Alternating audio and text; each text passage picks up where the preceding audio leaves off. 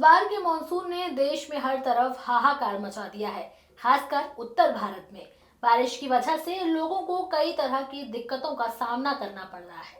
हरियाणा की बात करें तो यहाँ कई जिलों में रात भर बारिश होती रही, लेकिन असली डर उस वक्त पैदा हुआ जब टांगरी, बेगना और मारकंडा नदियों का पानी नेशनल हाईवे 344 के ऊपर से बहने लगा।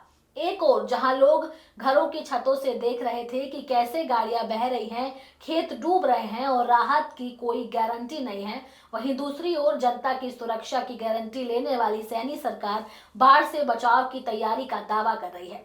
लेकिन क्या सच में बाढ़ को संभाल पाएगा हरियाणा?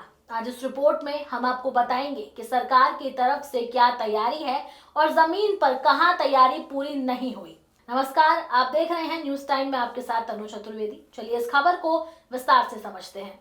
हरियाणा के 7,353 गांवों में से 2,283 गांव इस बाढ़ से प्रभावित हो चुके हैं। 1,13,000 से ज्यादा किसान अपने खेतों की तबाही की कहानी लेकर ई क्षतिपूर्ण पोर्टल पर पहुंच चुके हैं। कुछ रिपोर्टों के मुताबिक अब तक 5 से 6 लाख एकड़ फसलों का नुकसान हो चुका है। धान, कपास, गन्ना, मूंग, बाजरा जो भी किसान ने बोया था। यमुना नदी हथनीकुंड बैराज से उफनती हुई यमुनानगर, करनाल, पानीपत और सोनीपत तक कहर ढा रही है। दिल्ली से छोड़ा गया पानी फरीदाबाद तक खतरे का संकेत बन गया है। मारकंडा नदी कुरुक्षेत्र के शाहबाद और अंबाला के मुलाना क्षेत्र में दरारें डाल चुकी हैं, जिससे खेतों में तेजी से पानी भर गया। वहीं टांगरी नदी 2 बार ओवरफ्लो हो रही है। इसके साथ ही घग्गर नदी के पास बसे गांव में रिंग बांधों की दीवारें कांप रही हैं। कई मकानों में दरारें आ चुकी हैं और लोग अब सरकारी स्कूलों में शरण लेने को मजबूर हैं। हरियाणा सरकार कह रही है कि बाढ़ से निपटने की सारी तैयारियां कर ली गई हैं। उनका कहना है कि 1950 जवानों को HSDRF के तहत 11 जिलों में तैनात किया गया है। 151 नावें बाढ़ग्रस्त इलाकों में लगाई गई हैं। सभी विभागों के कर्मचारियों को 24/7 अलर्ट रहने के निर्देश हैं। इसके साथ ही ई क्षतिपूर्ण पोर्टल 15 सितंबर तक खुला रहेगा ताकि किसान फसल नुकसान की रिपोर्ट कर सके। लेकिन सवाल ये है कि सरकार जो इतनी तैयारी का दावा कर रही है, क्या जमीनी हकीकत भी ऐसी ही है?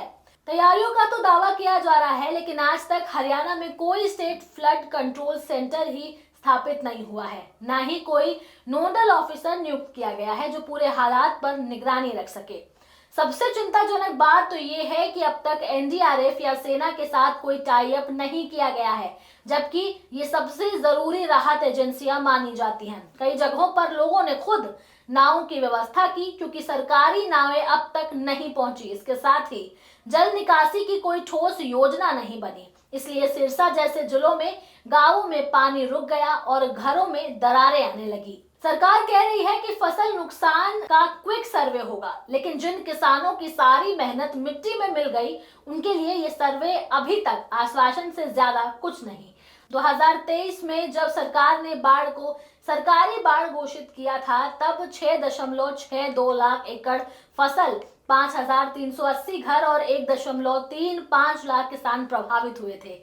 लेकिन इस बार भी हालात वैसे ही हैं या शायद और बदतर, पर अब तक कोई आधिकारिक घोषणा नहीं हुई।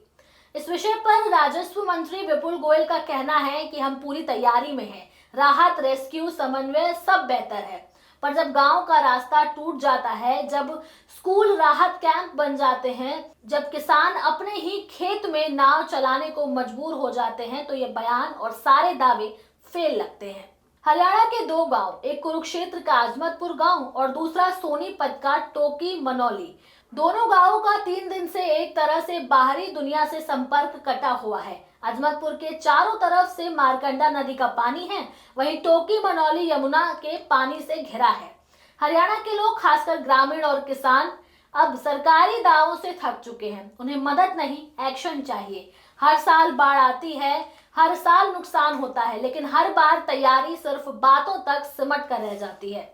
बारिश की कहानी केवल हरियाणा की नहीं, पूरे उत्तर भारत में बाढ़ का कहर लोगों को परेशान कर रहा है। बारिश से पहाड़ी राज्यों से लेकर मैदानी इलाकों तक तबाही आ गई है। दिल्ली NCR में लगातार बारिश के कारण यमुना नदी खतरे के निशान से ऊपर बह रही है। इससे कई इलाकों में बाढ़ आ गई है। वहीं पंजाब में बाढ़ में मरने वालों की संख्या गुरुवार को बढ़कर 43 हो गई। राज्य में 23 जिलों के 1655 गांवों में 3.55 लाख से ज्यादा लोग प्रभावित हैं। 1.71 लाख हेक्टेयर जमीन पर लगी फसलें बर्बाद हो गई। राज्य में अगले 5 दिन बारिश का कोई अलर्ट नहीं है। अब देखना ये खास होगा कि बारिश का ये सिलसिला कब थमेगा और क्या सरकार के किए दावे जमीन पर कारगर साबित होंगे। अगर इस सवाल का जवाब आप लोगों को पता है तो आप भी हमें कमेंट सेक्शन में जरूर बताएं। साथ ही हमारे चैनल न्यूज टाइम को सब्सक्राइब करें, लाइक करें, शेयर करना ना भूलें। नमस्कार।